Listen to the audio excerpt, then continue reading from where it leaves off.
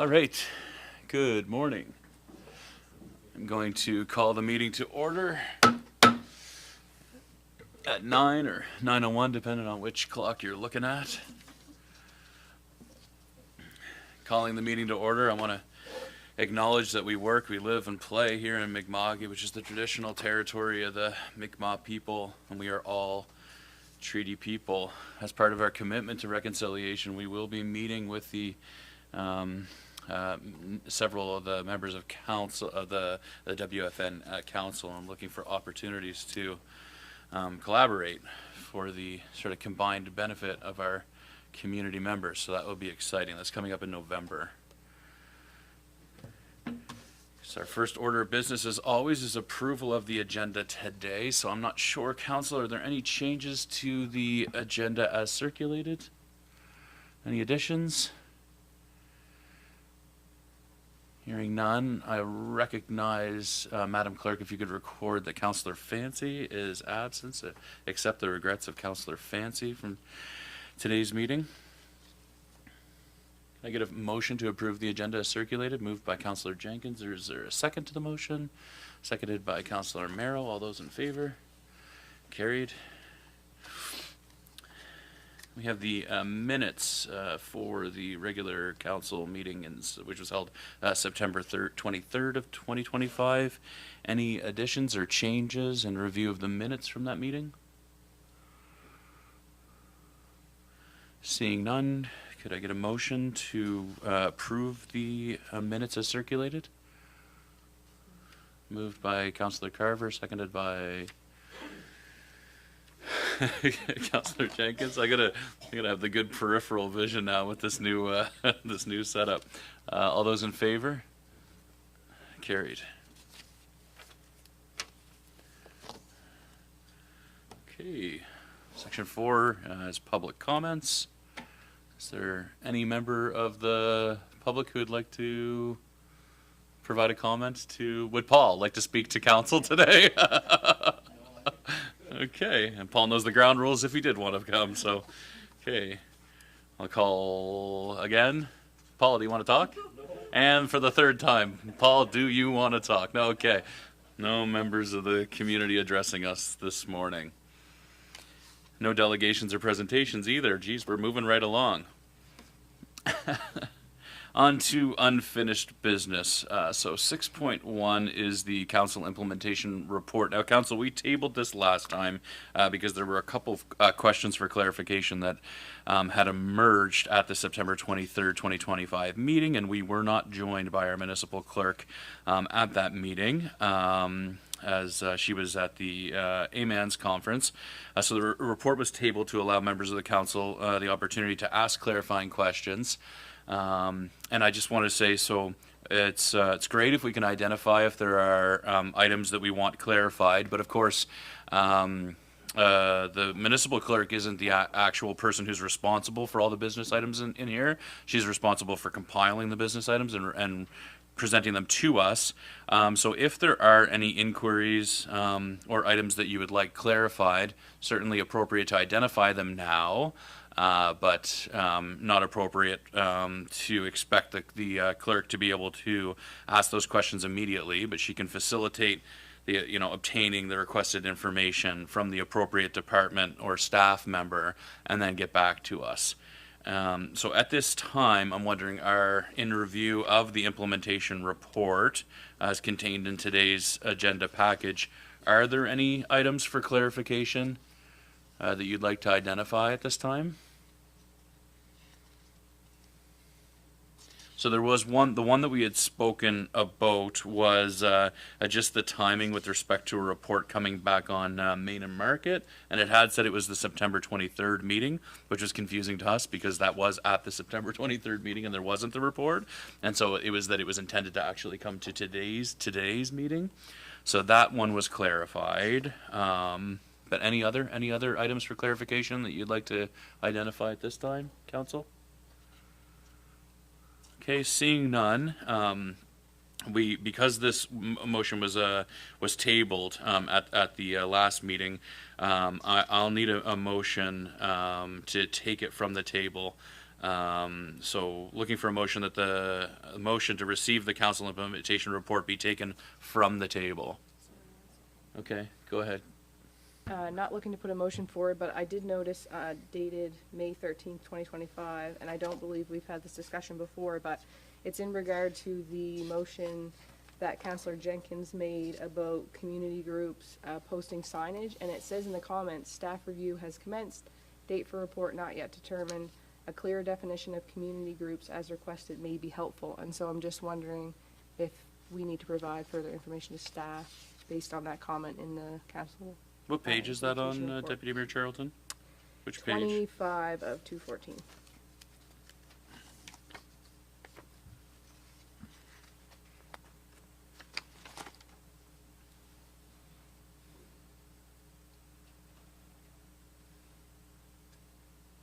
Okay, so I see what you mean.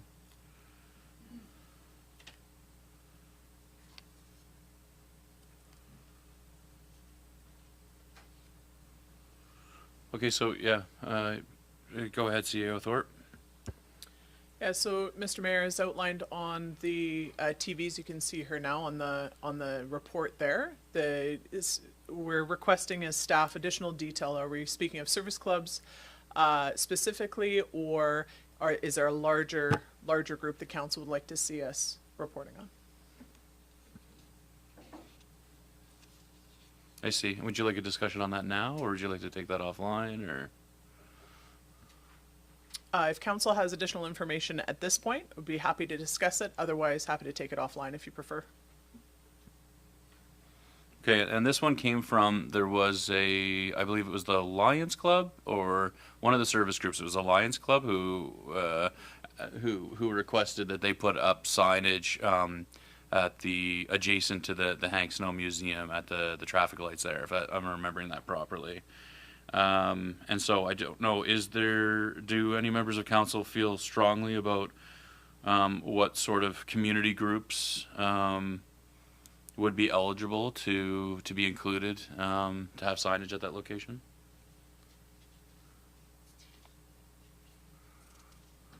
Councillor Jenkins? Moving forward with that request, I think if we open it up to all community groups, we're going to have a real mess for signage there. I think if we restrict it to service clubs, that it'll be a more designated space for them. Mm-hmm. Okay. Anybody else feel strongly? Any other members of council feel strongly? Okay, so is that helpful? Just service clubs? Is service clubs a sufficiently kind of narrow definition?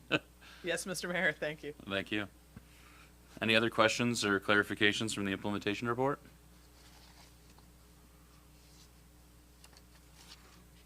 Go ahead.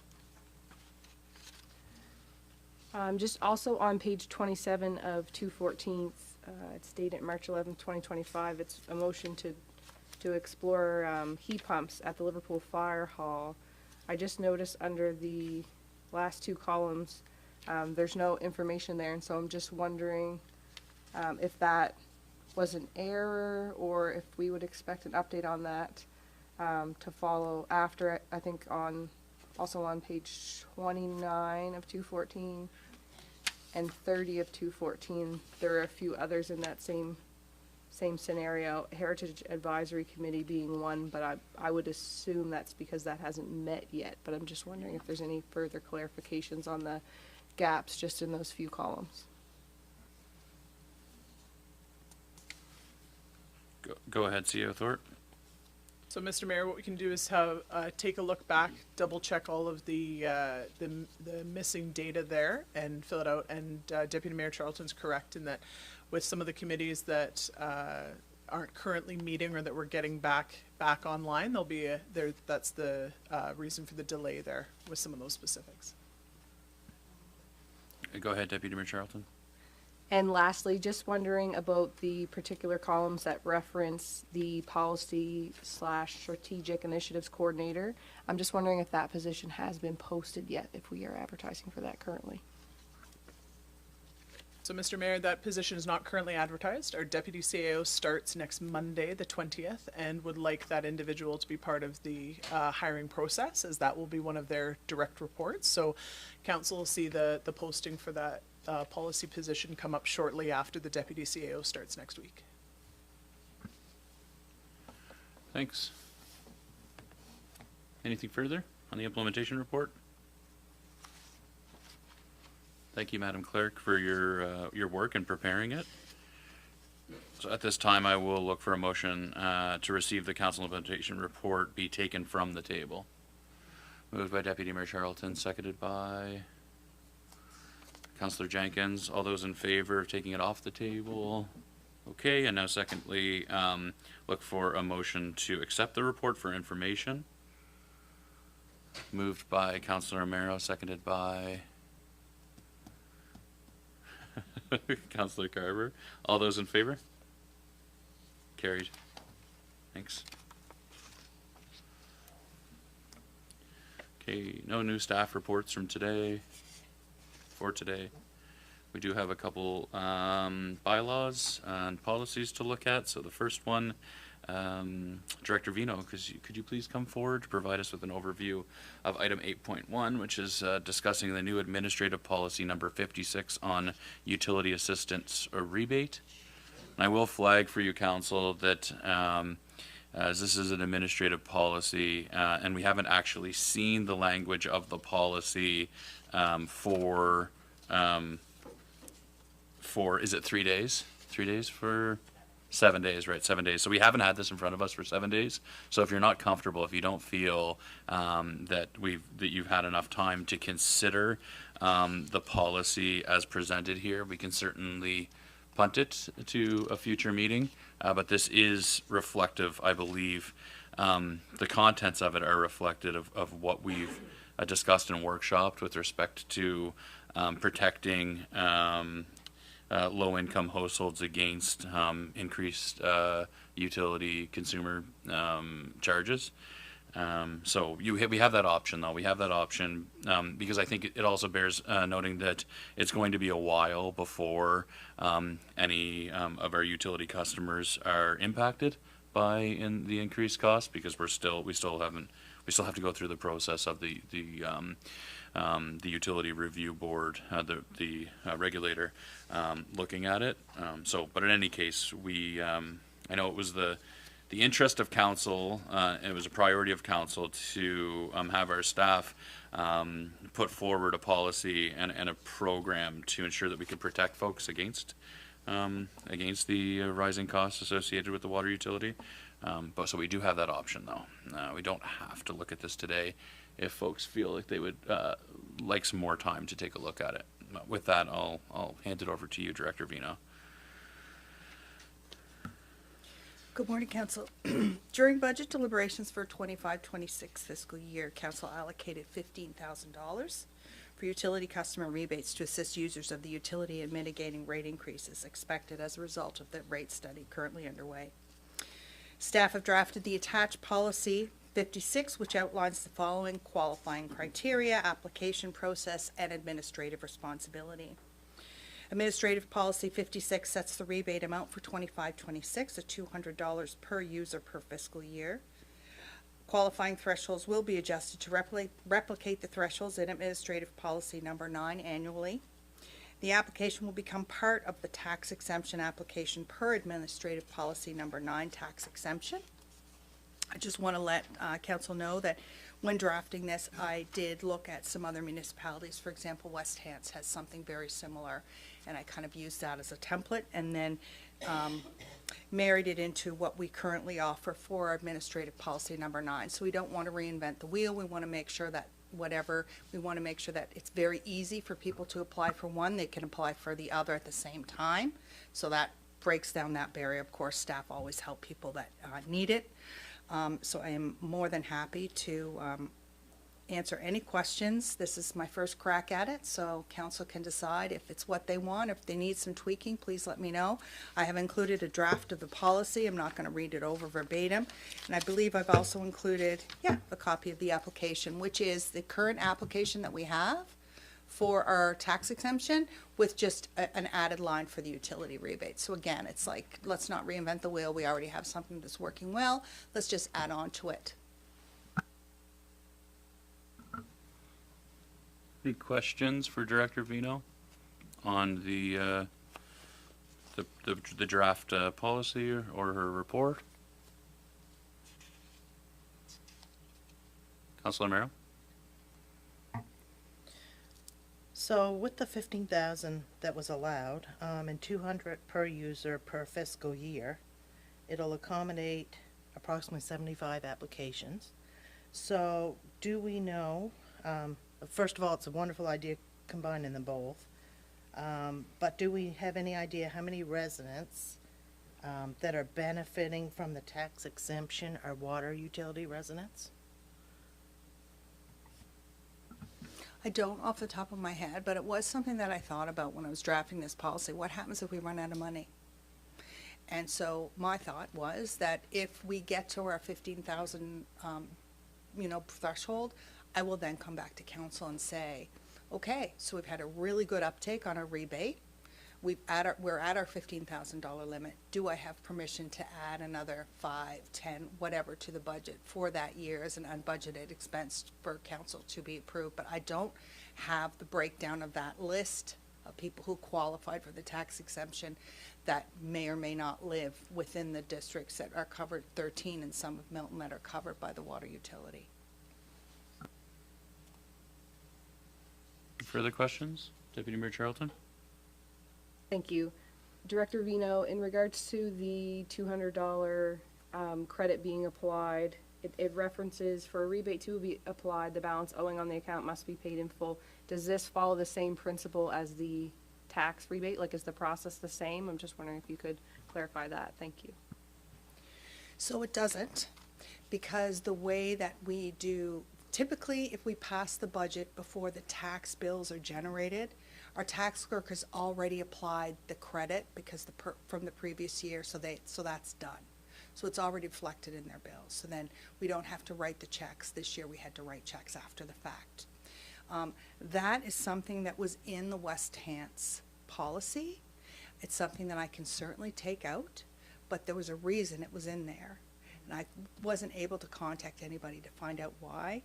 But it just made sense to me that if the account was brought up to date, then we would apply the credit. But that's something that if council is not comfortable with that, we can certainly take that out. So if somebody has they owe $300 on their water bill and then they apply for the credit, and then we can just take the $200 off the $300 that they owe, that's absolutely something that, if council wishes, we can absolutely do that and take that out of the policy.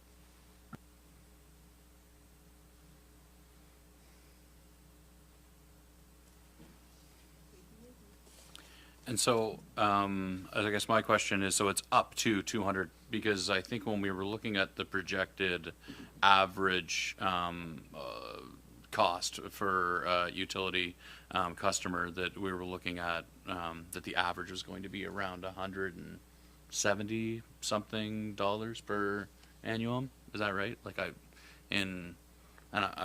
I'm just wondering if it's less, if you're spending less than $200 a year on your water utility, then the rebate would cover, so it's up to $200. Currently, the way that the policy is written is it's $200 if the bill is more than $200, obviously we're not going to do it more than that. But Right. the way that it is written, I can add, I can add that up to $200 per user for a fiscal year. It's good catch. It's actually that's actually the way it reads in Appendix B. Oh, is it in the actual? In the actual form, it okay. reads that rebate up to $200 for utility charges. Yeah. And I was just thinking that would be that would make sense, is that it's up to $200. Yeah. Okay, that's great. And so it would be, as a user, as a resident who's trying to access this, then the only difference would be that you would put your utility account number, if applicable. That would be the only difference then if you were any other resident who's applying for the low income tax exemption program. Exactly, and then staff can talk to the residents when they come in. They can look up that utility number if they need to. They can ask them when they come in, if they come in and fill out the tax exemption rebate, would you like to apply? Like, staff can be proactive about that. Would you like to apply? while you're here. This is new, that kind of thing. So we just felt it was the best way to approach it. Go ahead, Councillor Jenkins. Can you tell me what the average water bill is for a year for the town?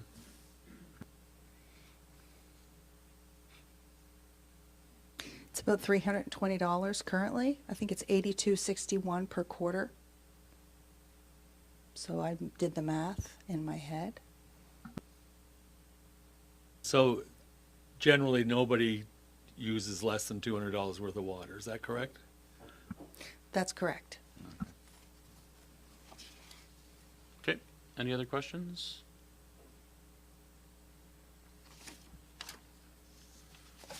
Okay, council.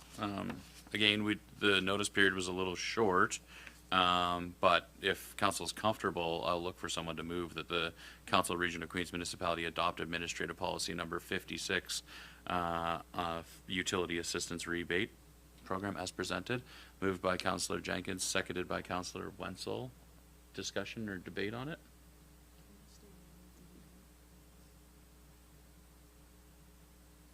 Okay. Yeah, sure. Thank you. I'm just wondering if we used the West Hants policy and they referenced that it had to be paid first, you had mentioned there's probably a reason for that, but we're unaware of maybe what that is. But I'm just thinking, if someone has a bill for $300, they have to pay that $300 in full for us to reimburse them $200. It seems kind of counterintuitive. I don't love that, because I think if we're trying to help people, then we're creating a barrier trying to help someone in that process. If you're struggling, to pay $100 would be a lot simpler, in my mind. So I would like to see that changed if there's not a jarring reason. I'm not sure how others feel. Right. And so your suggestion, you would just remove that eligibility criteria that the count has to be like in good standing or paid in full prior to being eligible. I think for so, the because rebate. if you meet Yeah. the income Yeah, I threshold, you're totally entitled to understand. it anyway, Yeah. so it doesn't really make sense to me why we'd make it overcomplicated, I guess, in my Okay. mind. Okay. So perhaps an amendment to the motion then. So instead of reading as presented, yeah.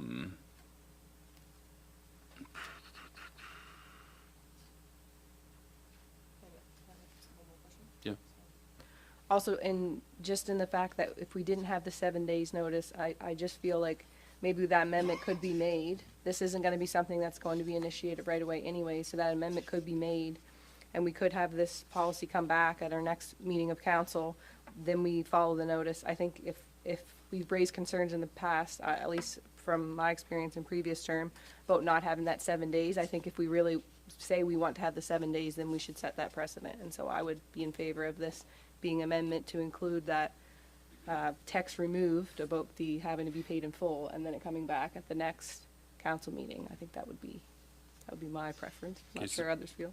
So you'd like to see the motion tabled with a revision that you've outlined with respect to the eligibility criteria and to allow for that 7 days? How do you feel about that, council? Okay, so Madam Clerk, I'm just going to look for clarity on procedures then to table the motion at this point. You wouldn't actually have to table the motion. You can make a motion to direct staff to come back with the amendments that you've requested, and I'll give you the full 7 days notice for our next council meeting. But there's currently a motion though on the floor. You can defeat it. Okay. Or, I mean, you can table it and we'll untable it at the next one. It's up to you. Okay, I think I will look for, so there's a motion to table from Deputy Mayor Charlton. Is there a second? Councilor Merrow? All those in favor to table it for the time being? And is it clear to staff why we're tabling it and what the expectation is to come back for next meeting? Okay. Okay, thanks. Great program though. Thank you very much, Director Vino, for your work on it. Yeah.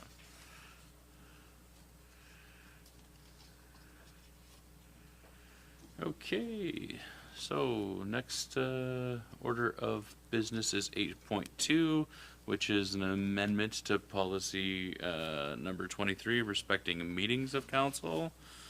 would our municipal clerk please provide us with an overview of this policy amendment? Thank you. So as you know, at your strategic planning workshop, you requested some alterations to the meeting time for our second meetings every month, the evening meetings.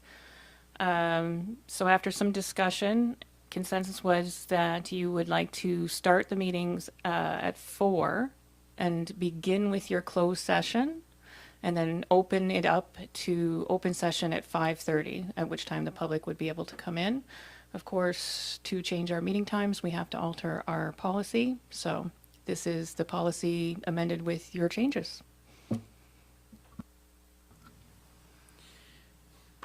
Thank you, Angela. Any questions for the municipal clerk on the proposed amendment to the policy?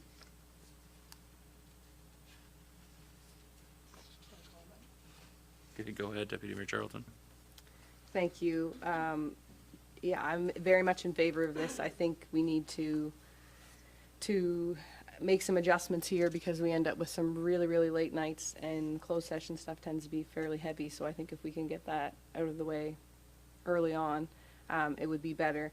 The only thing that sticks out in my mind, the way that this recommendation reads, it mentions regular council meeting held on the fourth Tuesday of each month, excluding July, August, and December, shall include a closed session from 4 to 5:30 p.m., followed by the public session beginning at 5:30 p.m.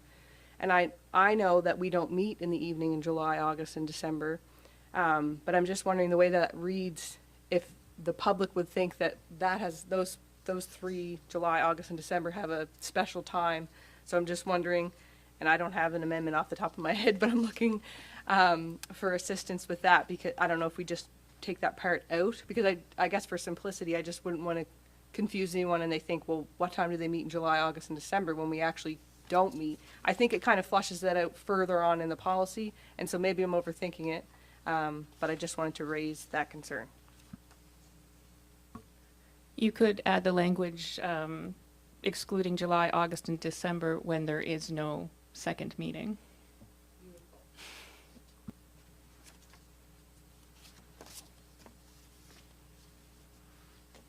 Anything else, council? Thanks for the quick work on it. I'm just gonna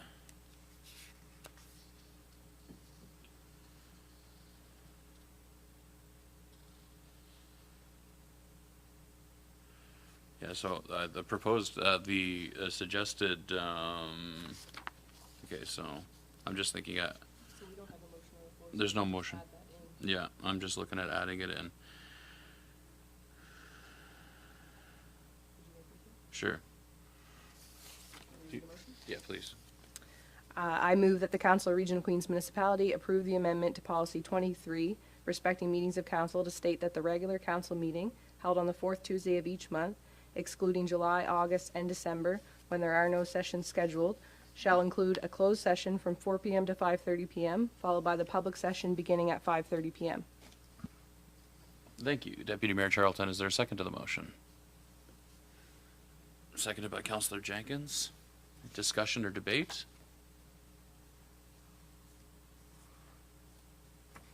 I want to say that I'm very much in favor of this. I think we're still achieving what we want to achieve in terms of allowing for a meeting time that is suitable, appropriate, accessible for members of the community while avoiding our 10 o'clock, 10:30 end times on some of these evening meetings, and allowing us to attend to the closed session items beforehand while we're fresh. So I very much appreciate the work on it, and I think it was a great idea.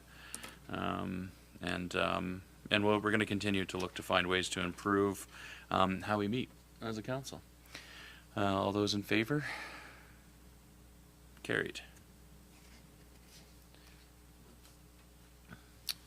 Okay, so we have one item as correspondence for action. We received a letter from the Canadian Union of Postal Workers asking municipalities to support efforts to stop the proposed federal cuts to the Canada Post Services. It outlines concerns about job losses, the end of door-to-door delivery, post office closures, reduced mail service, especially affecting seniors, people with disabilities, and rural communities, of which is germane to the communities that we represent. Municipalities are asked by the CUPW representatives to pass a resolution urging the federal government to halt the cuts and delay any mandate review until operations are stabilized and ensure that any future review includes full public consultation. The document encourages municipalities to submit written input during upcoming review and send copies of the resolutions to ministers responsible for Canada Post, their member of parliament, the CUPW, and the Federation of Canadian Municipalities. So I want to open that up for discussion and reflection from members of council. Councillor Wenzel. Yes, I like the resolution that is written here, the motion. I can say that Canada Post is a public service. It belongs to all of us, which would include municipalities all over this country. I think we got to stop pretending that it's a business, because it's not. It's a public service that connects us from coast to coast to coast, and it's unfair to be putting the burden on the workers. And for years, the government has been treating it like it's a for-profit, and it's not. It's similar to our Canadian Broadcasting Corporation. It's not a business. It's not for profit. And I think it's very unfair, and the burden that's being placed on all of us.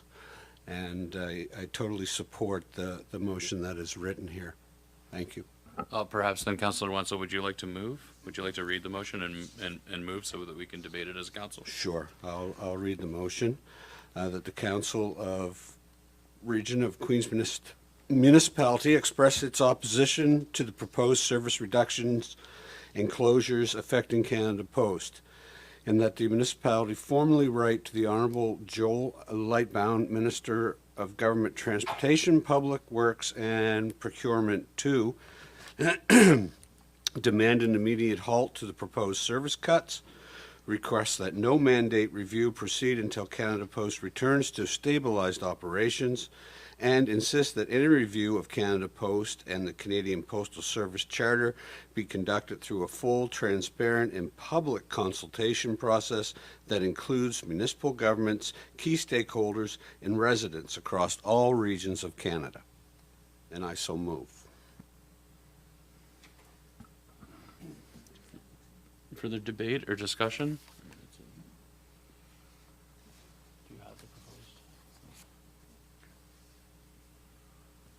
Councillor Merrill?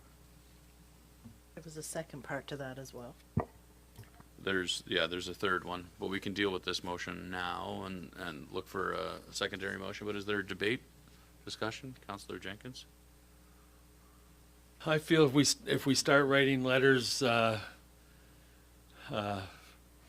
agreeing with unions, and I don't know how to word this, but I think we're going down a slippery slope if we start to do this for unions. And where will it stop? I mean, we have so many unions in Canada. They're all going to want us to start writing letters to government protesting things. And what cost will that be?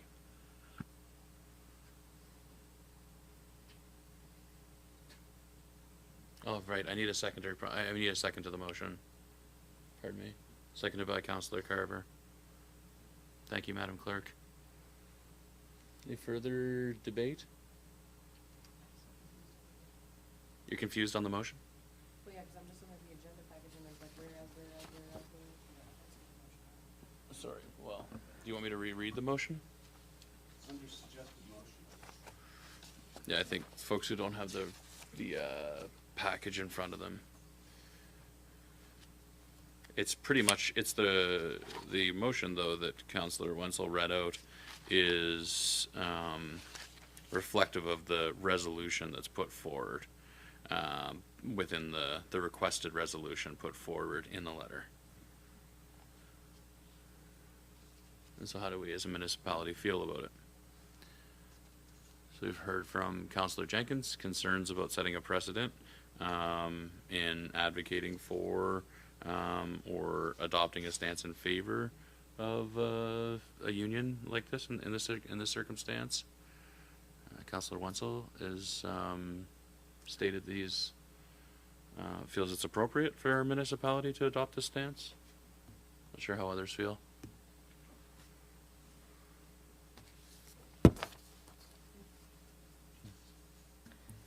I would just say we don't have a lot of experience sending letters like this to other levels of government. Not that that makes it the wrong thing to do. I would just say historically, based off of my previous term, we don't have a lot of experience with that.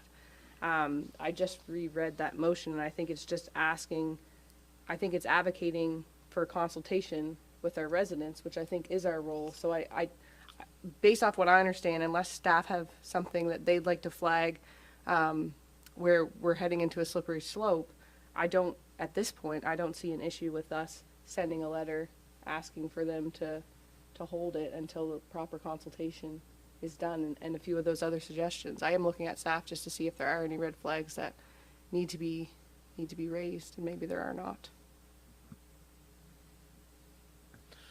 So, Mr. Mayor, as mentioned by Councillor Jenkins, I think the only caution for council is that there is a possibility that it may set a precedent. So the two suggested motions on page 50 of the agenda package speak to 3 bullet points about the demands of Canada Post. And then the second motion would be that there would be a written submission and or participation in hearings. So there is a possibility that by making a written submission, there may be an expectation that the region may be expected to participate in hearings. It does say and/or in the suggested resolution. So council could always make a written submission and make no commitment to participating in hearings. So again, the only caution from staff would be a potential precedent set of expectations of other labor-related groups that may approach the region. Right, and I think this thank you, CEO Thorpe, and I think that so the language that's contained within the letter is a little bit different than the language that's included within our motion, where we're insisting upon a full, transparent, and public consultation process that includes municipal governments, as opposed to a public review including public hearings.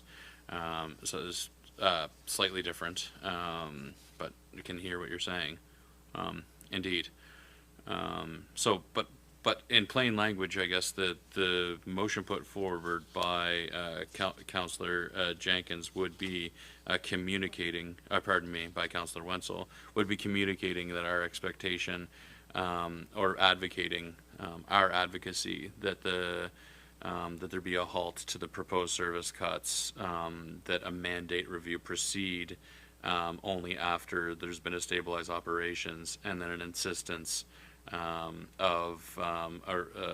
any review of Canada Post and the Canadian Postal Service Charter, which is the review of the Canadian Postal Service Charter, I think, is what stimulated a reduction in services, be conducted through a full, transparent public consultation process, including municipal governments and key stakeholders throughout Canada. I understand the concerns about placing ourselves in the middle of contentious labor disputes, but I, like Deputy Mayor Charlton, feel that the municipality insisting upon a full public consultation, public consultation process to take place, like, I think that's the element that I can really get behind, personally. Yeah, go ahead, Councillor Wenzel. And I don't see it as, we're taking sides of a union. I think we're taking sides of a public service that belongs to every one of us. It's not taking the side of a union, it's taking the side of Canadians that say stop the cuts to our public service. So you can frame that in, oh, well, now we're going to get another union come, but it's not about the union. And it's not about the contract. It's about the cut in public services that affect this municipality and affect all Canadians. Right. Any further debate before I call the question? Okay, you want to reread the motion and... Okay, so I'm going to reread the motion so that it's clear. So the motion that was put forward by Councillor Wenzel at the start of this debate was that the Council of the Region of Queens Municipality express its opposition to the proposed service reductions and closures affecting Canada Post, and that the municipality formally write the Honourable Joel Lightbound, Minister of Government Transformation, Public Works and Procurement 2, demand an immediate halt to the proposed service cuts, request that no mandate review proceed until Canada Post returns to stabilized operations, and insist that any review of Canada Post and the Canadian Postal Service Charter be conducted through a full, transparent public consultation process that includes municipal governments, key stakeholders, and residents across all regions of Canada. That is the motion. Is there any further debate or discussion before I ask the question? All those in favor? Okay, the motion's carried. There's another motion or addition to the motion, and that a copy of this resolution be sent to the Honourable Joel Lightbound, Federal Minister of Government Transformation, Public Works and Procurement, Jessica Fancy, Member of Parliament representing South Shore St. Margaret's, Jan Simpson, President, Canadian Union of Postal Workers, and Rebecca Bly, President, Federation of Canadian Municipalities. Is there a motion of council to include that motion as well? That's just, this is passed, so therefore a copy of the resolution that's passed will be sent to them. Right. That's, Yeah. okay, I'll move that. Okay, is there a second to that motion? Councillor Carver has seconded that motion. Is there debate or discussion on the addition of this provision to the motion? All those in favor? Carried. Okay. That's it for correspondence for action. The correspondence for information is a letter of thanks and gratitude that came forward from the hospital hustle organizers, Stephanie McKenzie and Karen Packer. They were the co-chairs of the hospital hustle for 2025, expressing gratitude for the $400 contributed and support through the use of barriers and waste receptacles during the event. Authors noted that the hustle was highly successful, achieving a record fundraising total, and emphasizing the municipality's assistance was paramount to that success. Anybody like to speak to it? Okay, obviously it's a great event. I wish I would have got down there early enough to get the keyboard. Damn it. Been looking for a good deal on a keyboard if anybody has one.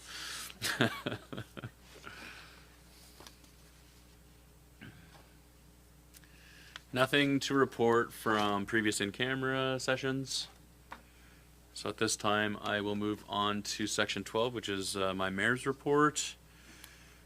So just a couple things here. On September 24th, I attended an event that was hosted by TIANS, which is the Tourism Industry Association of Nova Scotia, as well as Tourism Nova Scotia, and it was regarding the launch of a new tourism sector strategy, establishing new, and it was a good opportunity to establish new and solidify existing relationships and partnerships with other municipal leaders and industry players in the tourism sector. And it was shared then also at the event that there were early indications that the summer 2025 was a very strong year for the sector, despite some of the challenges that we're having with our relationship with our neighbors down south. And then also that there's an observation of an elongation to the high season into the fall.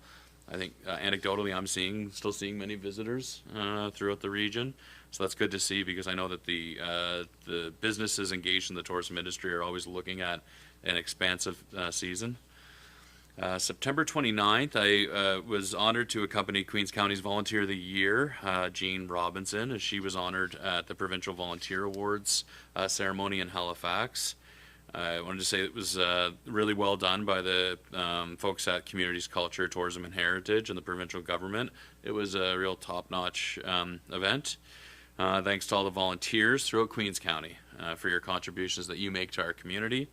If you know someone who's you think is deserving of recognition for their volunteerism, please nominate them through our Ripple Effect program, which you can find under our recreation area of the website, or search Region of Queens Ripple Effect using any search engine. That's the Queens specific volunteer appreciation program that we have set up, and it's through the Ripple Effect program here that we identify folks to move forward and identify them as the Volunteer of the Year for the Provincial Volunteer Awards. So congratulations to Jean. September 29th, I attended the Jane's Place Society's information session at the Liverpool Fire Hall, joined by other members of council. Councillor Fancy, who's involved with the group, and Councillor Merrow were also at the meeting.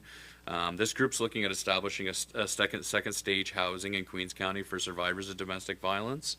It's really great to see the amount of energy that the initiative has behind it, and if you'd like to get involved, I think I would direct you to contact Councillor Fancy, who is very involved with that group, and he could put you in touch with the people that are looking for volunteers. It's going to be sort of all hands on deck to get that important initiative up and running.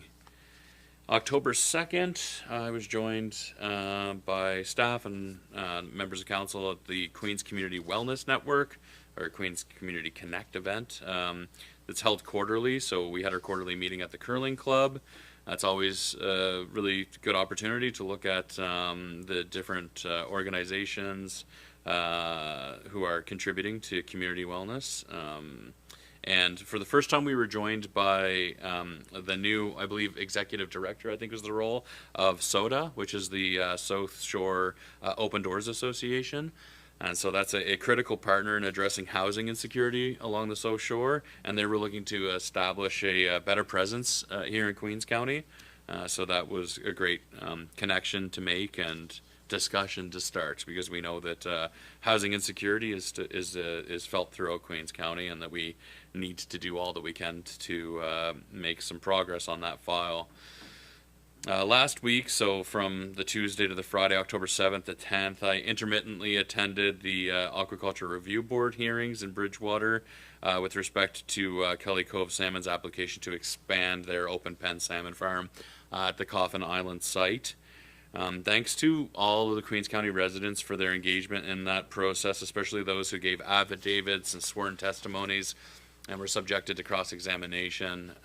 Your contributions are important and valued.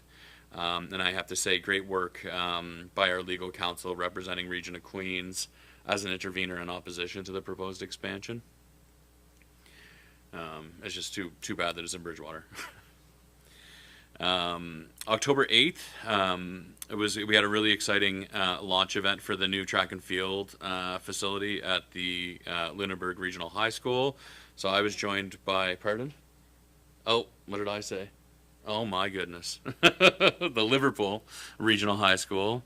I was joined by our local Olympian Sarah Minton, Minister Maslin, Premier Houston, and representatives from the Steel Auto Group, who's the corporate sponsor who has the naming rights to the facility, which is called the Steel Athletic Grounds. But we were gathered there to celebrate the official opening of this incredible new facility for our community. Congratulations and thanks to the members of the Queens County Track Society, namely Chris Snarby and Matt Sheffield, who were instrumental in getting the project over the finish line, and Todd Symes, who's the principal at the high school, and our own Councillor Jack Fancy, who had the vision and started working on this project a dozen years ago. And this is an excellent example of what we can accomplish with an all-hands-on deck approach here in the community. And then lastly, on October 9th, we inducted 3 new members of to our Olympic wall at a ceremony held in the Queen's Place foyer. So we inducted Special Olympic gold medalists Rebecca Delaney and Julianne Young, and their coach Susan Inglist to the wall. I think this is another incredible example of how our community comes together and achieves really cool things. And thanks to our recreation staff, especially Morgan McDonald, for coordinating such a special event to honor the incredible achievements of these 3 women. So that's my report. Any questions, comments? Councillor Miro? Not really a question about the mayor's report, but I was trying to find my correspondence here from the Hospital Hustle. Yeah. I donated to the online auction with my business, and I'd just like to point out a couple things. Sure. The online auction raised a total of $7,280, and the support of the community and the hard work of dedicated volunteers allowed us to break the previous record of $28,500 and raise more than $34,000 for important hospital equipment. So I just want to make note of that. I'm not sure if everybody knew how much the Hospital Hustle raised, but it was a great organization, great job to everyone involved. Thank you. Thanks, Councillor Miro. And I did also want to highlight that we are starting our town halls. So our first town hall is this Thursday at the Liverpool Fire Hall. And so check out on our socials and our website where we have the listings of all of the upcoming town halls so that you can get engaged. Anything further? Okay, I'll move right along then on to new business. So our first item for new business, 14.1, is the extension of the sidewalk for White Point Road. Director Grant, could you please come forward, provide us with an overview of item 14.1?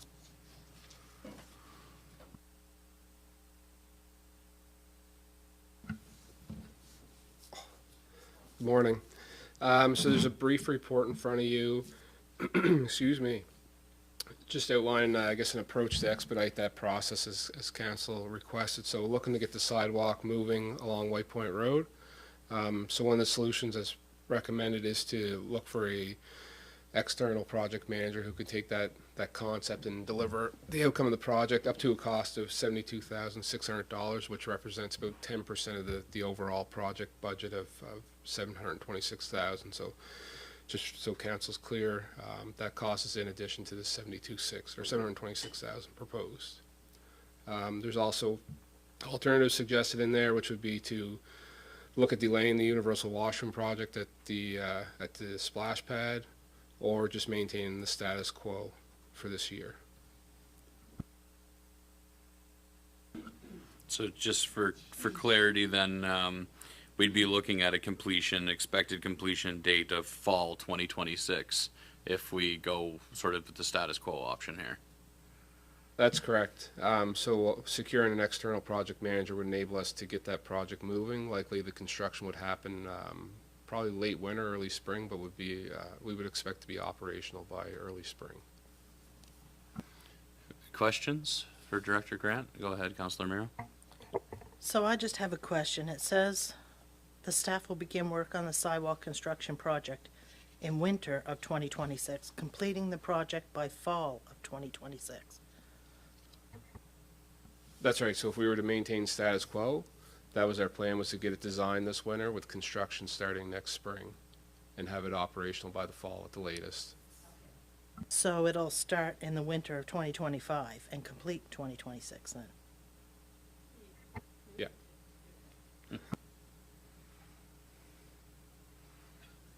So I guess the winter of 25/26. Yeah. Yeah. Any other questions? I appreciate the new staff report template and outlining different alternative options. Councillor Jenkins? So if we go with the first option of hiring somebody to manage and whatnot, would that mean that the project will get done quicker? Yeah, that's correct. So if we do go the external project manager route, we would look to see that project built, kind of commissioned and put into service by early spring, so probably April at the latest. And so my question was, so would it be a different vendor, like the project manager, who would be hired? Would it be like a managed design build, one vendor, or would it be that there would be a vendor who would be the intermediary, and then they would manage the process of identifying the construction company who would complete the work? So what we do is issue a RFP to the provincial site, looking for a project manager. That project manager's role will be to pick up the concept and take it to delivery, going out for design, overseeing the design work by a third party, et cetera, and bringing back, I guess, bringing it right to the tender stage, bring the tender results back to council for award before it goes to construction. So take it and, 95% off of staff's plate right now. Okay. So it would be an additional party who would be involved and functioning as an intermediary between us and whichever design company or construction company is actually involved in the design and build. Yeah, that's correct. Essentially, third-party contracting, part of staff's role right now to create some space. And so is it kind of industry standard of 10%? As a maximum, yeah, that's the kind of the comfortable rate. We would hopefully find something less than 10%, likely in the 6 to 7% range, but 10% is a good rule of thumb. Right. So that's why it's the option is up to 72.6, but with hopefully getting it for cheaper than that. Correct. Okay. Go ahead, Councillor Jenkins. You know what the estimate is for doing that, the actual work on the ground? What was included in the capital investment plan was $726,000, which included the design work as well. So all total, we're a little over $800,000 for that section of sidewalk to be completed. Any further questions for Director Grant? No questions for Director Grant, but just a comment. I think that we need to move forward with this. It makes that accessible and safer on the White Point Road. And we do have a lot of things in the capital plan. And I think if we don't move forward with this, we could very well see the sidewalks get pushed out past that estimation of the fall, just because of ongoing things. Also recognizing that we're going to come into our second budget and we could have councillors advocating for things that we didn't anticipate, which would again change priorities.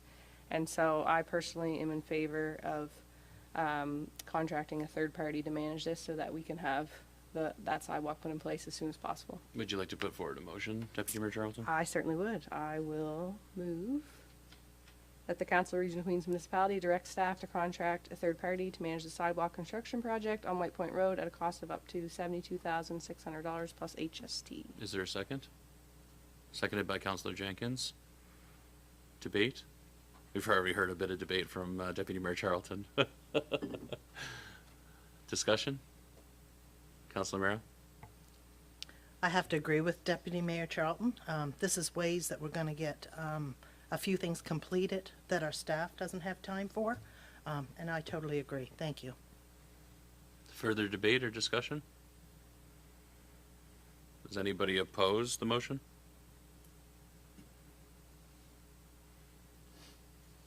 All those in favor? Motion carried. Thank you.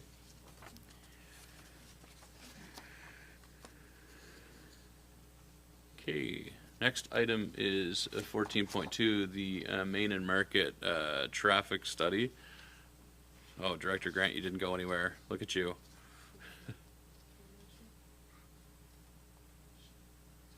Just technical issue here for folks following along at home. Bear with us 1 second. Okay. Just so everybody knows at home, the camera is now pointed at Director Grant. So go ahead. Thank you. So the second report for this morning is the conclusion of the Main and Market Street traffic study. So back in February, Council approved motion to hire CBCL Limited to undertake a traffic study of that intersection, which included some work at the site, speaking to residents, looking at the collision history, etc. CBCL was here with us in early July to present that report, and they've now finalized it, which is attached. Included in their report is 3 recommendations. They're suggesting that the elimination of the westbound turning lane, addition of the Twizy plates, and the reconfiguration of on-street parking could improve safety at that intersection. They did recognize that right at this point, traffic signals are not warranted. Council also requested that staff look at putting in the rectangular flashing beacons. CBCL looked into that and did respond to that request in section 10 of their report. So there is alternatives in there. The first is to develop a plan, which would be for next year's budget, to see those 3 recommendations executed. Alternatively, council can receive the report. Questions for Director Grant, Council, on his report?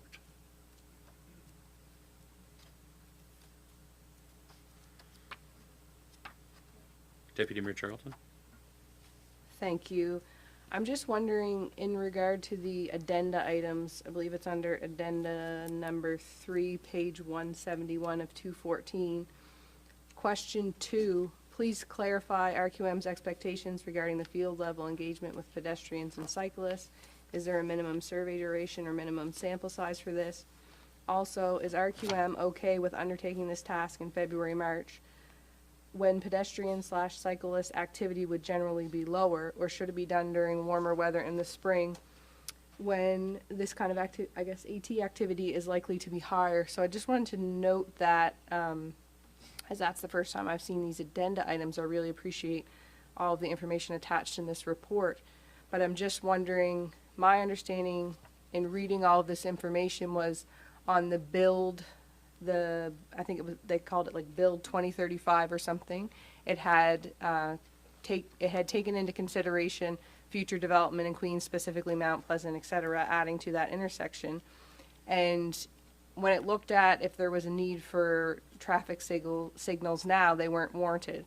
And in that, with that data providing additional development, it was close, but it still wasn't warranted.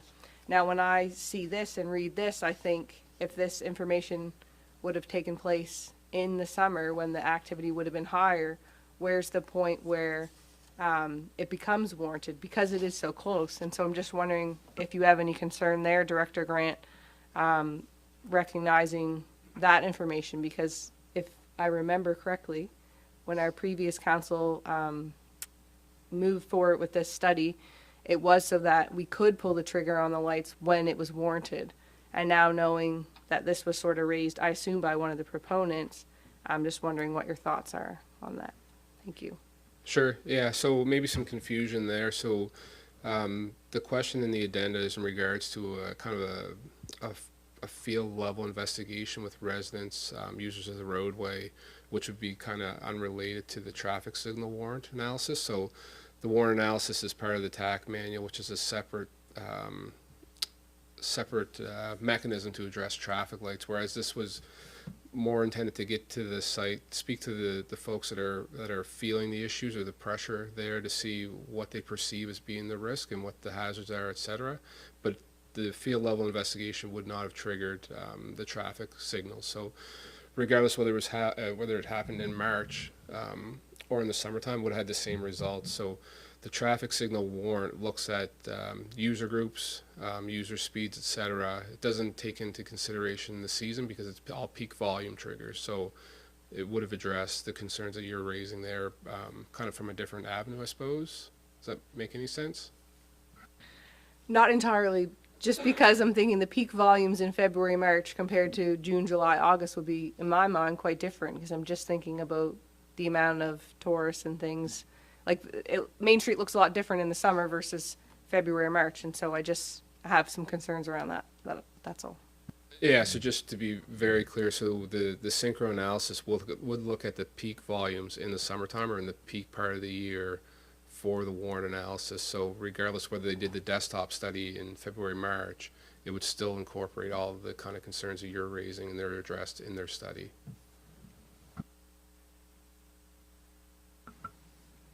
Thank you, Director Grant. And for the question, Deputy Mayor Charlton, Yes, I'll hear you now, Councillor Merrill. So I guess, looking at the accessibility side, the tactile walking surface indicators is wonderful for the sight impaired, but my question is, without the traffic signals, how does it make it an accessible intersection for the hearing impaired person? Because I still don't see any progression on that side. That's a good question. I guess my response would be if they're not both hearing and visually impaired, then they can certainly, I would expect, see what the hazards are before they cross the street. Does that answer your question? Not really, actually. Becoming, we have to become all of our spaces have to become accessible by 2030. So I was just hoping for a little more on the accessible side besides the walking surface indicators.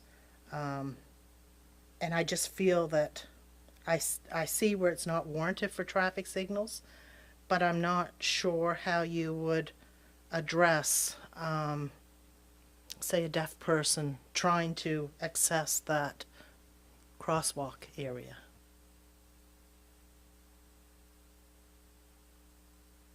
And I guess if council would like to see that followed up on, it's something we can bring back at a future date.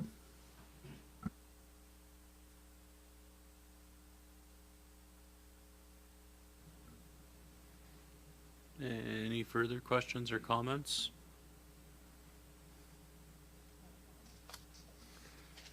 Go ahead, Deputy Mayor Charlton. Thank you. So the motion that's attached, I just have to go back and find it because there's so many attachments here, which I really appreciate, by the way. It references us directing staff to develop a plan for that intersection, and I think Director Grant mentioned it would be taken into consideration in the budget process as well. Would that plan come back to council? Would that come back to identify what that would look like? The one removing the lane is fairly simple, but I'm just trying to, I guess, wrap my head around what the parking could look like there, because they've recommended either removing it or changing it, and so I'm just wondering if you could comment on that. Sure. So the addition of the Twizy plates is quite straightforward. That's something we can accommodate in-house. As far as eliminating the westbound turn lane and looking at the reconfiguration, we would have to shop all that out and find a good traffic consultant to work with. So I guess the procurement of that service would come back to council for consideration, yes. Okay, thank you. Any other questions? Comment. I have a comment on the motion. The motion itself, it says direct staff to develop a plan to implement the 3 recommendations. Maybe we need some sort of line in there or an amendment that before implementation it comes back to council. Yeah, I think Suggestion. it would have to come back to council because there's no money assigned to, there's no budget assigned to it. So that my sense is that, yeah, it would have to come back to council.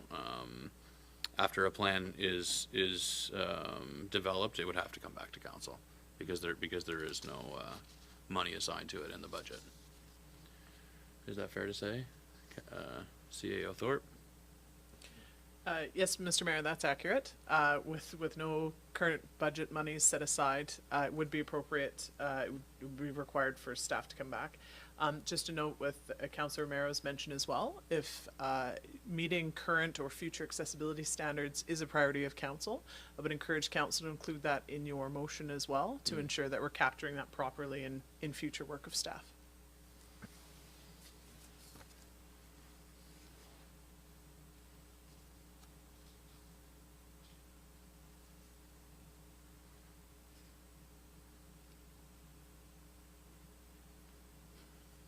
Does anybody have a good amended motion?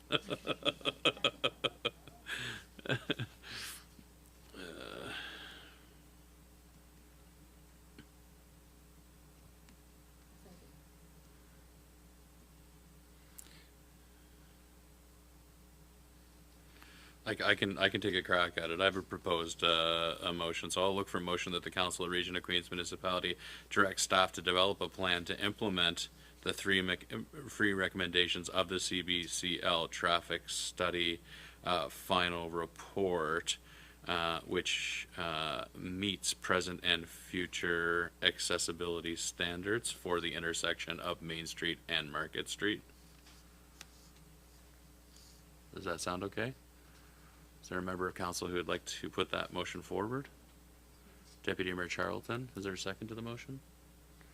Councillor, seconded by Councillor Carver. Debate? Discussion on it before I ask the question? All those in favor? Motion's carried. Thank you, Director Grant. You're up again, I guess, eh? 14.3 is on J-Class roads. So I know that we didn't get any of the J-Class roads that we presented last time. So this one is about paving applications for J-Class roads. Director Grant, do you want to speak to it, please? Certainly. So each year the province sends out notice to municipal units that they're willing to accept applications to cost share paving of J-Class roads.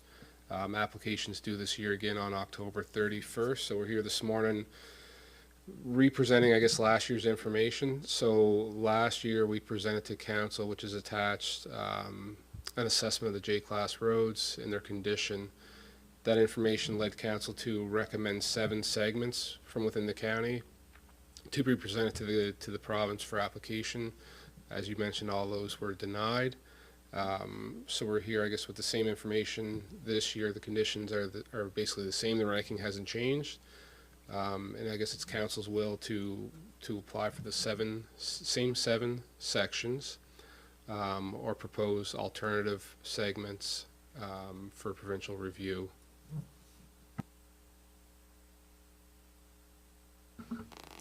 Director Grant, I guess my question would be, so if you could just give us a sense of how these 7 segments of roads were identified, what the process is? Sure. So last year we had staff go out to all the J-Class roads. They applied some field level assessment mechanism to the roads to develop a ranking. So each road, whether it had potholes, whether it had riveting, flushing, those kind of deterioration conditions on the roadway, led to a score to be developed for each road segment. So in the attached reference material, those rankings are in a table. But essentially, it takes a road from being pristine condition down to the worst of conditions and gives it a priority ranking, and that's how the information was presented to council. I believe each councillor picked a segment from their district, and that's what was applied to the province. And apologies, I don't have the reference materials in front of me. Is there, but maybe if somebody has access to the table, is there greater severity for any of the listed 7 segments of roads? Are there a couple of them or 1 or 2 of them? I'm cognizant of the fact that we didn't get any of them last time. And is that because we asked for all 7, and would we have a better chance if we highlighted the very worst roads that we're looking for cost sharing from the province on? Like, I'm not sure, are there any that really stick out? As I look at them, the ones that jump off the page are the ones that I've heard significant resident feedback on. Yeah, they're all really bad. Yeah. This was from staff previously, so they've itemized them all here. Right. Are they all relatively as bad as one another? I wouldn't say they're all relatively as bad as one another. There is some difference in how some of them are ranked. The province accepts the application based on a priority scale, so as in the recommendation, Okay. they would receive this first section, 4th Street, as being council's priority over the second section. So if they were to allocate finances, you could suppose that they would, work their way down through the list. It's worth noting that the cost, and I don't have the 2025 cost, but 2024 the cost was $500,000 per kilometer, which before the work was completed had escalated. And I believe the province only allocates a couple $1 million across the whole province. So it's a pretty small bucket of money across a lot of road segments. Yeah, okay. Just, I've been on a few of these, and as Adam said, the first two, A and B, are horrific. They are. They are just awful. And if I can make a comment on E, Roxbury Road is actually in Port Medway.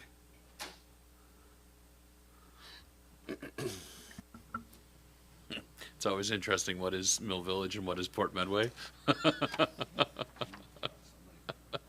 Okay, any other questions for Director Grant on this report? Councillor Merrill? I'm just kind of wondering if we just put down two roads, like the two worst roads, which is the top two, would it hold any more weight than putting them all? Yeah, I honestly, I don't have a response for that. Just to touch on Councillor Wenzel's comment, so these road identities, the communities, the names them are all as presented by the province and how they reference them in their database. The community boundary could be wrong, but that's how they attribute them.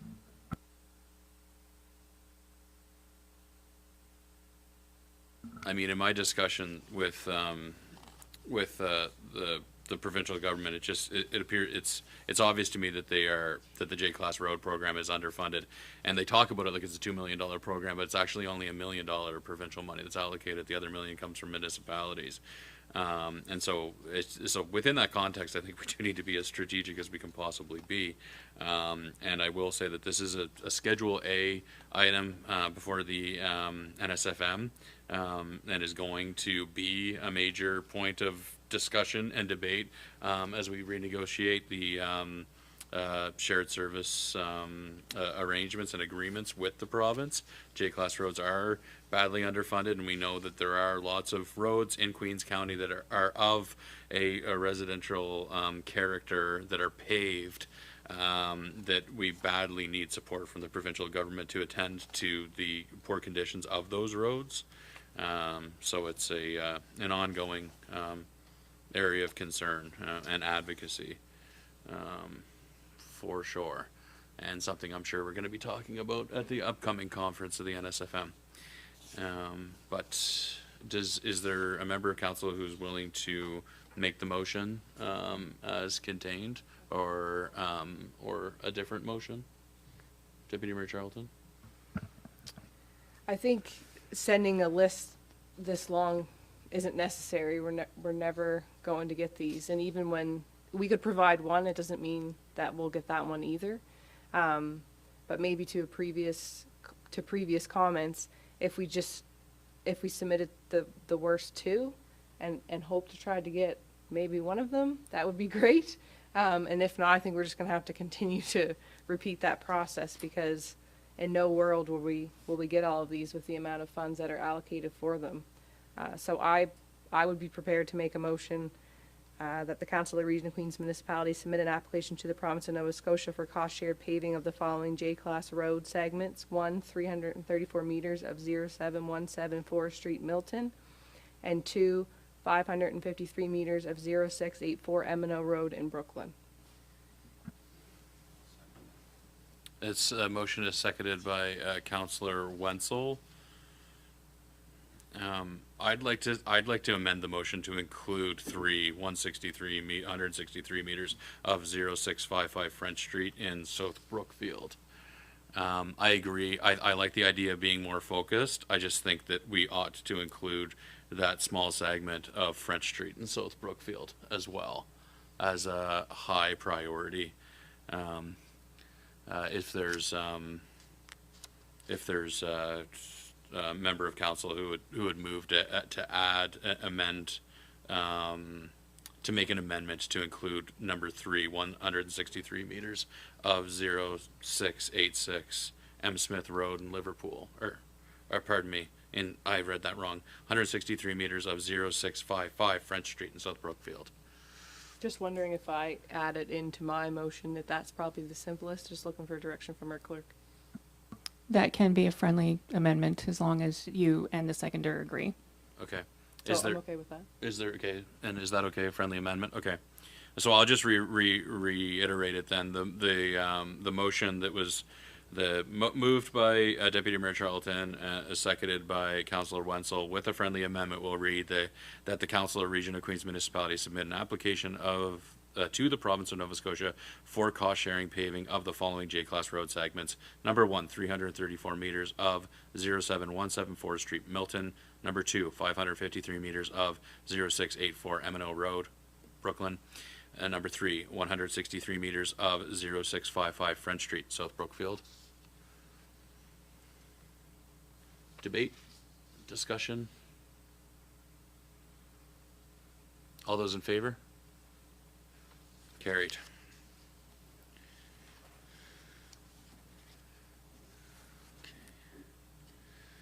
Okay, the next order of business is reporting for grants outside of the Community Investment Fund.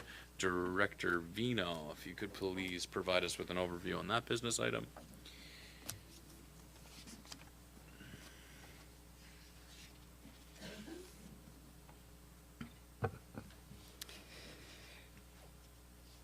Region of Queens Municipality created the Community Investment Fund to support infrastructure projects, programs, and individuals associated with registered not-for-profit organizations and societies.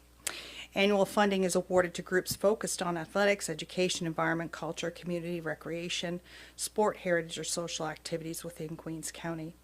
There are 5 pillars of investment: capital, operating, event, training, and travel assistance. Council can fund community organization outside CIF, and as such, there's currently no defined or consistent reporting requirements to ensure that the funds provided have been utilized on the intended project. The funding was necessary to complete the project or the benefits to the community that results from the funding. Community groups can request funding of council outside the established CIF for projects that do not meet the eligibility criteria required to secure funding approval as outlined in the policy, or funding requests greater than available through the CIF. To be approved for funding under the CIF, organizations must meet the eligibility criteria as outlined in the policy.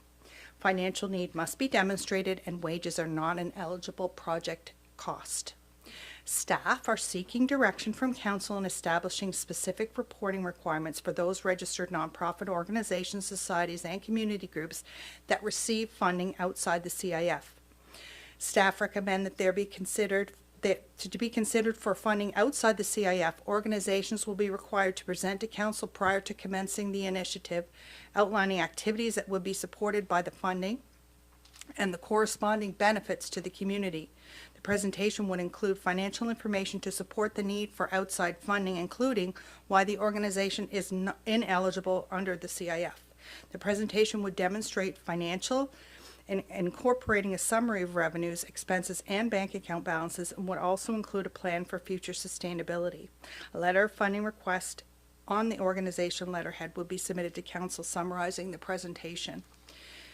If council approves the funding request outside the CIF, a presentation to council would be required after the initiative with confirmation that the funding was used as approved, a summary, the financial information of the project and related funding, and the resulting benefit to the community. 80% of the funds would be dispersed to organizations upon council approval, and the remaining 20% after presentation of the final report to council.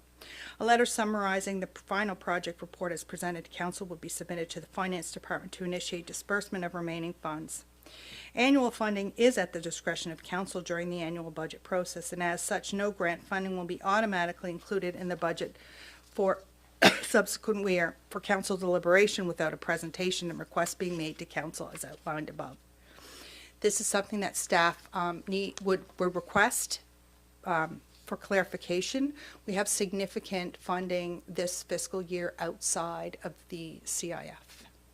Hundreds of thousands of dollars, in fact. And as the Director of Finance, I just wanted to circle back to council and discuss, the financial due diligence of council. I used the presentations that happened every year by the North Queens Active Living team kind of as a basis. they come to council and they tell you all about the wonderful things that they do every single year and how every single dollar that council allocates to that organization provides a benefit to the community. And it's a great thing for us to hear as staff and for you to hear as council. So that's why I included presentations, basically, because I think that if council is going to fund organizations, council needs to know exactly how those funds are going to be used in the community and to benefit the community going forward.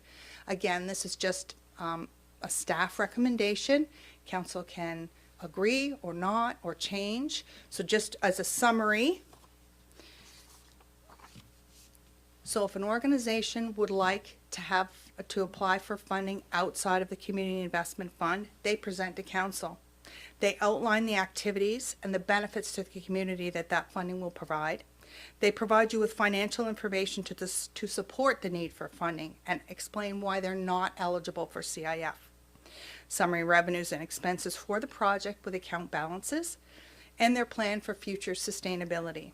So if council then approves that funding in the budget, I will be dispersing the 80%, and then they have to come back after the project is done. So it would be present, and you can, if you're getting funding every year, you can come the first year, you ask for funding, you do the presentation, and then when you come back at the end of that year with your conclusions, this is how we spent your money, you could also wrap in, and now we would like to further request for the following year. So you can wrap that in. So in that presentation to council after the funding was approved and the project is finished, you can have the confirmation the funding was used as approved, the summary financial information on the project, and the resulting benefit to the community. Questions, council? Questions, comments on the proposed approach here? Go ahead, Deputy Mayor Charlton. Director Vino, does this include our fire service as well?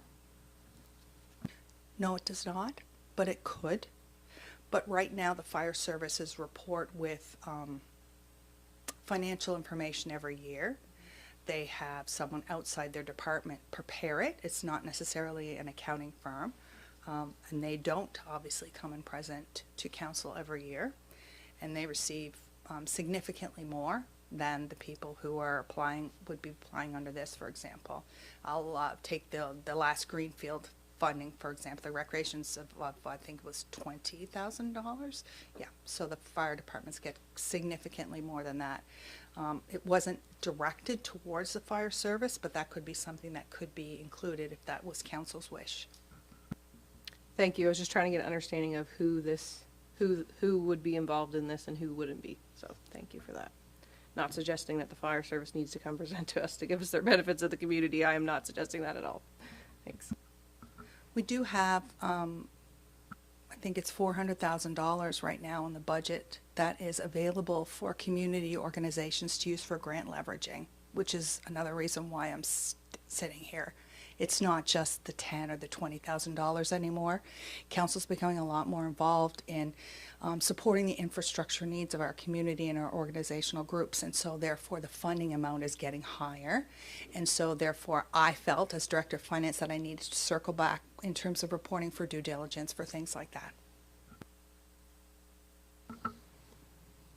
Any other questions, comments from members of council? I certainly appreciate this. I know that actually that a lot of the major investments that we make in community groups and have in this term of council made to community groups in our last budget were some of the bigger ticket items. And so it makes sense for us to have established eligibility criteria and reporting requirements associated with those funds being spent, so that we're doing our due diligence. So I greatly appreciate it. I do think, given the importance of it and some of the intricacies within it, it would make sense for this to live as an operational policy. I think to have an actual formal policy around the approach contained within this. That's my opinion. I think that we should actually have an operational policy that outlines everything that you've articulated within this report for clarity. And I understand what you're saying. I think that, at the risk of creating a second CIF, is that that probably we should have different requirements for one-time asks versus ongoing asks. Like, because to your point about a group who receives funding outside of the CIF, like in multiple years, and then could come back and say, this is the way that we spent the funds this year, and then for next year, this is the way that we envision, this is what our sustainability is, and whatnot. And that makes sense to me for ongoing, like year-over-year funding, but not as much for like a one-time thing for an infrastructure component or something like that. And so, and just in terms of gatekeeping a little bit about what comes to council, I think if it's a one-time spend, not requiring 2 presentations to council, but a presentation before the project and then a staff report to come back, a report to staff to come back outlining how the monies were spent and whatnot for that accountability, but not necessarily requiring a report back to council after the fact. Those are some things I wanted to outline. And then just that I think that we just, and not to suggest that we haven't got the balance correct here, but that we need to be cognizant of due diligence and stewardship for public funds without erecting too much bureaucratic or like without putting reporting requirements in place that become so much work for community-based organizations. A lot of these folks who would be accessing these funds are volunteers, so just striking that balance between stewardship of funds and accountability for public funds used without inundating community groups, I guess, with reporting requirements, and that always being a fine balance to strike. I do worry sometimes, having been someone who's really involved in these types of projects, that sometimes withholding the 20% can be really challenging for the community groups when they basically can't get the project to completion without all of the money. And so withholding the 20% sometimes becomes a barrier. So just as a consideration. So my thought would be to amend the motion to direct staff to actually draft an operating policy that outlines the reporting requirements, the eligibility criteria, and reporting requirements for community organizations accessing funding outside of the CIF. I think is the direction I'd like to see this go. But I'm happy to hear from other members of council.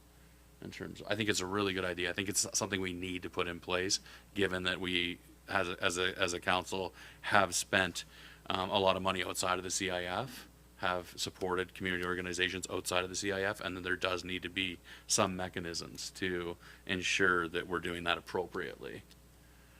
I'm not sure how others feel. Council? Deputy Mayor Charlton? I agree with those comments. One thing that I had flagged here was the requirement for a presentation to council, because I felt like that could be a little bit daunting, just because I'm thinking sometimes things don't fall under the community investment fund, and we funded them, but they're not big asks. And so I don't think, I guess the last thing I would want to do would make volunteer groups have to go out of their way to come for a presentation before, come for a presentation after. And I think in the spirit of not having really, really, really long council meetings, that's a practice we probably don't want to get into. I think in saying that, there are certain times where presentations make sense, and I think for like the folks of North Queens Active Living, that's a great opportunity for them to come and share what's going on in North Queens and what they're doing, and we usually have about 1,500 views on our live stream, so there are lots of times where groups would want to get in front of this council chamber so that they have more people understanding what they're up to. So I like the idea of the operational policy. The community investment fund, when you access that, is it that they release 80% of the funds right away, or is it, okay, I thought so, and they hold 20% back, so. For the capital projects, right? Or for all of them? I think Just for for all all, for was it? community investment Okay. fund, yeah. Okay. So I'm just thinking if we could, flush a few things out in the operational policy, because if you're accessing the community investment fund, with 80% of the funds put out. That makes sense to me because that group is contributing 50% of the funds. So I think to your point about how in certain cases for bigger projects it might be hard to hold the 20%, maybe we find a sweet spot there, because yeah, I just think if you don't meet the requirements for the community investment fund and you're asking for funds, I don't think that necessarily it should be more daunting, I guess is what I'm trying to articulate, just because it might not be a big amount of money, but recognize that we do need some kind of process to follow. So those are just my comments. Any further comments from council? So I am going to ask for a motion that the Council of Region of Queens Municipality direct staff to draft an operational policy. Pardon me. The Council of Region of Queens Municipality directs staff to draft an operating policy outlining the reporting requirements for grants funded outside the Community Investment Fund. Is there a second to that motion? Seconded by Councillor Jenkins. Is the discussion that we had, is that sufficient, do you think, in terms of captured with respect to the direction of some of the elements that we want included in the operating policy? May I ask, is it council's opinion that staff should use the CIF guidelines as a basis for the guidelines for this new policy? I think it's a good starting point. Yep. Yeah, Okay. for sure. Great. Good starting point, but thinking about, and I think it's tricky to think about, and obviously maybe we'll have to be a little agile, implement it, and then revise it. But just striking that balance to wanting to do our due diligence without erecting unnecessary barriers for the success of important community initiatives, I think. But yeah, as a starting point, I think that's a really good idea. Start with the CIF. May I ask another question? Sure. So,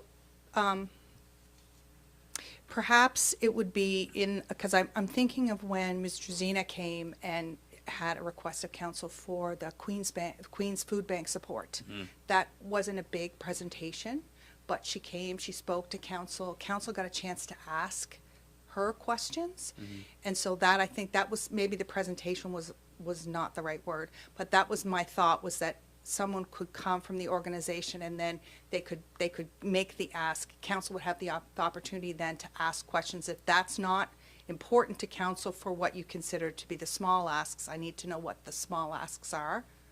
So that's kind of where I was thinking, because I wanted to make sure that council had the opportunity to ask the questions of the person who was asking for the money, because obviously staff don't know all the time why they need the funds.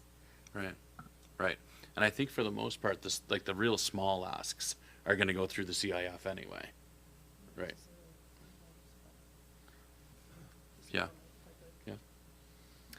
I think to that point, we have residents reach out to us for like volunteers like Ms. Drazina for a part of a group or something like that. Typically, they usually contact a member of council, sit down with the mayor and kind of say, we're trying to do this, or we want to ask for rent relief for the food bank or things like that. So I think at the starting point, when that's identified either by the mayor or another member of council, at that point it might be one of us suggesting that they come and do a presentation if it was more complex, and maybe if it's not, then those questions sort of can just be flushed out on the admin side and it doesn't require a presentation. I think we kind of have to maybe feel it out through the process, because there could be, if it's something really new, I'm just thinking like even we had a letter of support for the Jane's Place. Society, So they didn't come and do a presentation to us, but we have members of council who are involved in that could speak to it and answer questions to members of council. So I'm just not sure about the presentation part. Sorry. And it may be, I think the easier way for, like, if you're writing policy around it, is to set a threshold in terms of above a certain dollar amount, then requires a presentation to council. maybe an easy way just to the size of it. Yeah. Is that okay? We good with that? All right. I think do we have a valid motion on the floor? Any further debate or discussion on the motion? All those in favor? Carried. Okay, and then Director Vino, you're up again, aren't you? For the utility bill interruption, 14.5. I am indeed, and when I prepared the staff report last week, there was a continued labor disruption at Canada Post. Now they have rotating, so now mail is starting to move again. Oh, is it? So I don't think that there'll be any requirement for us to waive any interest because the bills will be going out, and everyone will get them this week, so they'll have ample time to pay them by the end of the month. Do you want to get in there, Deputy Mayor Charles? I do hope that everyone gets them, but I do worry that they'll be delayed given how long they've been shut down again, even just for a few weeks. So I would be happy to make that motion just in case we need it, and hopefully we don't, I guess would be how I feel about that. Yeah, it makes sense. Maybe just because I think the way that the motion reads as well is that the recommendation is to grant staff discretion on delaying the interest application to outstanding utility bills. So I agree. I'd be okay with just getting that, and so you have it in your back pocket if it's needed. I think would make sense. Okay, so do you just want to give a high level overview of the thought here? So our utility bills are distributed by Canada Post, which is currently experiencing a labor disruption, impeding the timely delivery of these bills. Currently, utility bills have been produced but not mailed. The small percentage of utility users, 11%, have registered for e-billing, and staff have been actively promoting this option over the past month. Utility users can call the finance office to request their balance, pay the bill online, or via Paymentus with their credit card over the phone. E-bills were sent out the week of October the 6th. Residents who signed up for e-billing after this date will have their bills sent out on an individual basis. Terms of payment are 30 days from the date of billing, and interest is applied after the 30-day period has expired. So staff are requesting council's approval to delay application of interest another 30 days should the labor disruption at Canada Post continue beyond October 24th. Okay, great. And you've indicated that there is a little bit of a change to the landscape, the operational landscape, and that there is some rolling operations occurring. But is there a member of council who would move that the Council Region of Queens Municipality grant staff discretion to delay interest application to outstanding utility bills by 30 days should the labor disruption at Canada Post? I'm gonna, I actually, because of the current state, I think the motion, so maybe just that the Council Region of Queens Municipality grant staff discretion to delay interest application to outstanding utility bills by 30 days. It's moved by Deputy Mayor Charlton, seconded by Councillor Jenkins. Debate? Discussion? All those in favor? Thank you. We just really wanted to hear that report, Director Vino. Okay. Okay, and then I'm going to take a break, but I just wanted to do this last last piece of new business before we go into in camera. And so I will, 14.6, if you could come forward, Director McLeod, please, to provide us an overview with the report concerning dwelling units and commercial buildings.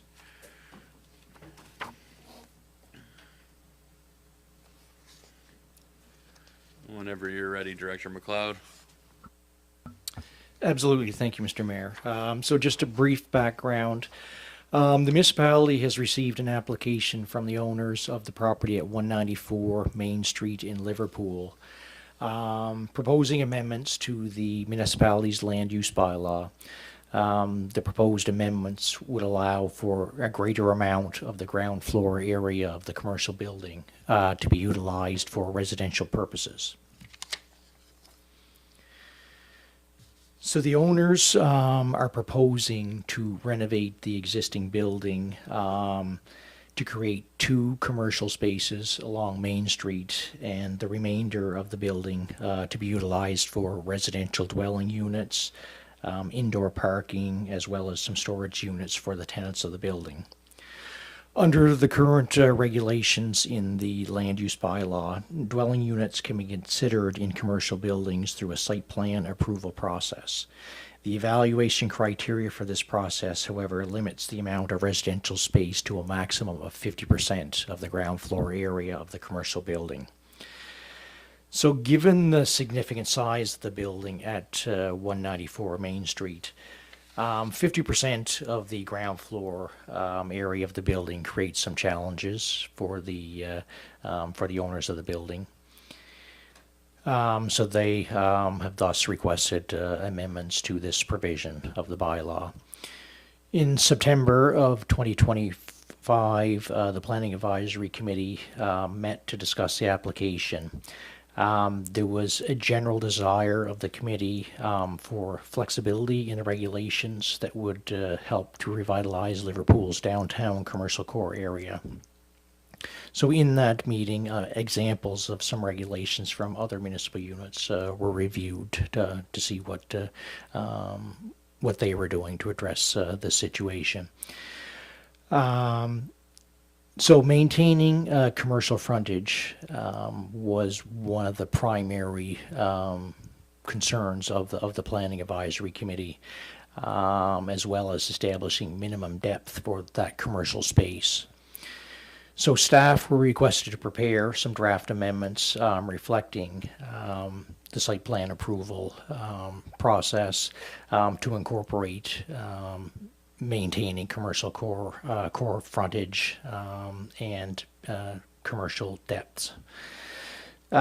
Planning Advisory Committee met again on the 25th of September, at which time there was proposed amendments to Section 17.2 of the Land Use Bylaw respecting dwellings and commercial buildings to establish a minimum horizontal depth of 3.66 meters or 12 feet and a minimum floor area of 27.88 square meters or 300 square feet for the ground floor commercial uses.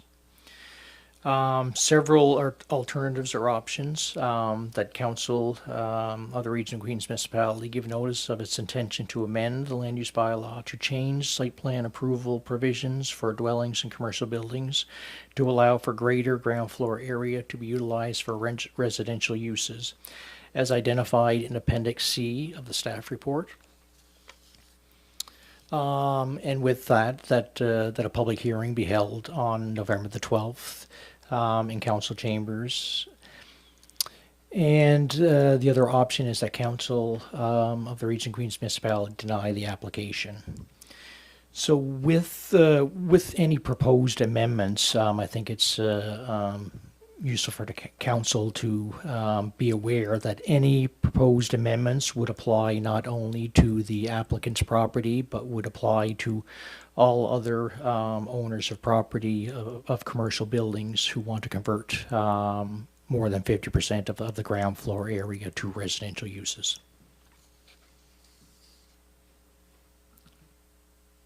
Thank you, Director McLeod.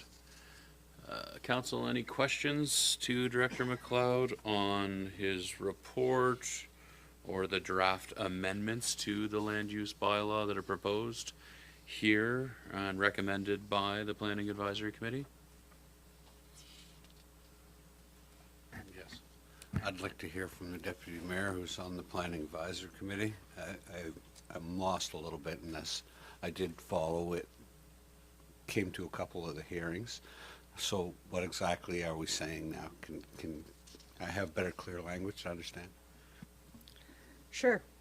So when PAC looked at this, well, we've had many conversations, as you know, and there was an appetite, as Director McLeod said, to allow for some flexibility there, but there was not a desire to allow for full residential, which is where we would back up to the original conversation. There were proponents come forward, they asked for full residential, and that was not supported. And so where we land today is that we believe, the PAC believes that we do require flexibility in that area. There are buildings of significant sizes that make it really challenging to allow for full residential, to allow for more residential while protecting the commercial area. And so what this does is it protects the main street and surrounding streets in those commercial zones or commercial core zones anywhere in our land use bylaw. And so what it would do is, if you looked at, say, the old Stedman's building or the Home Hardware building or any of those, if this goes forward, and just for clarity, the motion that we'd be making today would be giving notice that we're going to amend. This would trigger a public hearing, and so it's not dealt with today, if anyone is uncertain about that. But if you looked at a building like that, they would no longer have to have 50% of the square footage in the commercial space. So what this does is it sets a minimum depth and minimum square footage space, so that there could be additional residences put in Main Street, like on Main Street or Market Street, for example. They still have to be behind a commercial space. The commercial space has to be usable. It has to include the entire width. So if you looked at a building like the Stedman building or a Home Hardware building, you couldn't have one little teeny tiny commercial space and then all the other side residential. It still has to be in behind. You have to have that usable commercial space. PAC also put in provisions that doesn't allow for the property owner to use that commercial space, because there were concerns that if we are decreasing the amount of square footage required, that we could encourage like property management office space to pop up, and then it would be going against what we wanted to do, which is we want to protect the Main Street commercial area and we want to see usable space there. But we do recognize that there are folks beyond this proposal that have an appetite to decrease the size of commercial space. They could put in more residential space, which we feel like is a win-win. And so I'm not sure at this point if I'm just rambling or if I've addressed your concerns or not. But that's the gist of it. Yeah, page 213 and 214, Appendix C, it really outlines what would change in what's proposed to change in the land use bylaw as it relates to dwellings and commercial buildings. So you could see under 17.2.1, the provision that dwellings located on the ground floor shall not exceed a total of 50% of the ground floor area.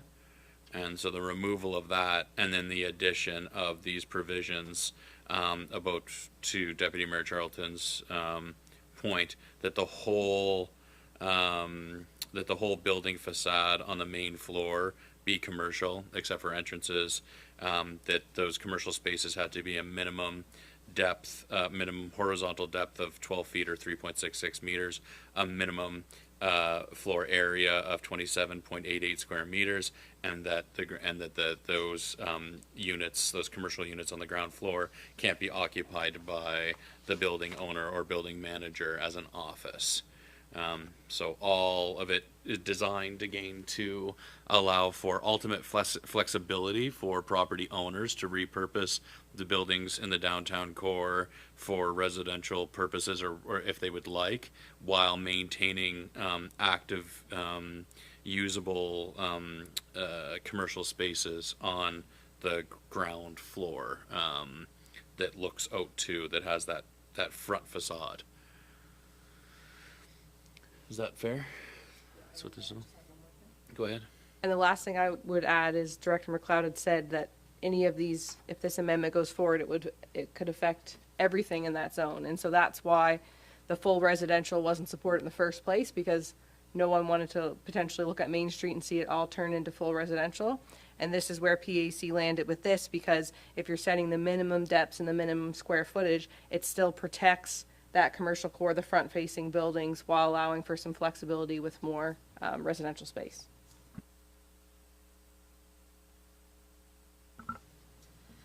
Is there a member?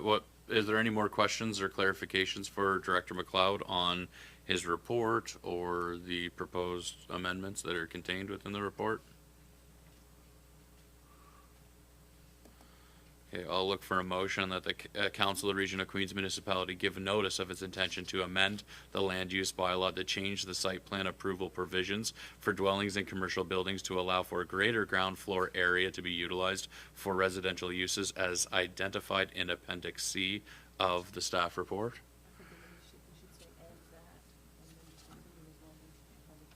And that a public hearing be held on November 12th, 2025 in council chambers of the municipal building at 249 White Point Road in Liverpool, Nova Scotia at 9 o'clock in the morning. Moved by Councillor Jenkins, seconded by Councillor Carver. Debate, discussion.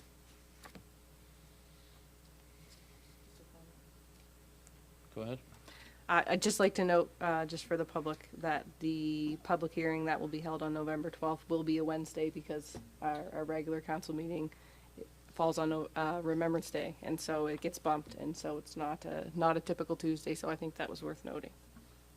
Thank you, Deputy Mayor Charlton, and I thank you for your leadership on as the chair of the Planning Advisory Committee, and for all of the work of staff in navigating this file, and the volunteer members of the Planning Advisory Committee, residents of Queens who sit on that committee, as well as the patience and creativity of the developer who stimulated this and requested this amendment. So thank all parties involved for your engagement and contributions to the process. Any further debate or discussion or comments on the motion? All those in favor? Motion's carried.